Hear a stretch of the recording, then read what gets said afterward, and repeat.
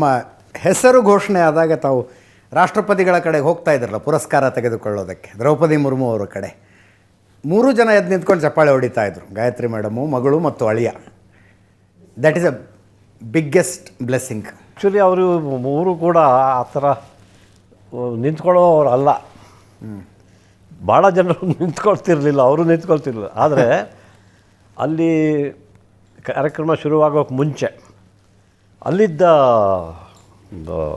ಯಾರು ಇನ್ಚಾರ್ಜ್ ಯಾರ್ಯಾರಿದ್ರು ಅವರು ಜನರಕ್ಕೊಂದು ಕುರಿತು ನಿಮ್ಮವರಿಗೆ ನಾವು ಸನ್ಮಾನ ಮಾಡುವಾಗ ದಯವಿಟ್ಟು ನೀವು ಎದ್ದು ನಿಂತು ಓಕೆ ನೀವು ಚಪ್ಪಾಳೆ ತಟ್ಟಿದರೆ ಅಥವಾ ನಮಸ್ಕಾರ ಮಾಡಿದರೆ ಜನ ನೀವು ಅವನ ಕುಟುಂಬದವರು ಅಥವಾ ಆತ ನಿಮ್ಮ ಕುಟುಂಬದವರು ಅಂತ ಜನ ಗೊತ್ತಾಗಲಿ ಅಂತ ನಿಂತು ಅದು ಹೇಳಿದ್ದಕ್ಕೆ ಅವರು ನಿಂತು.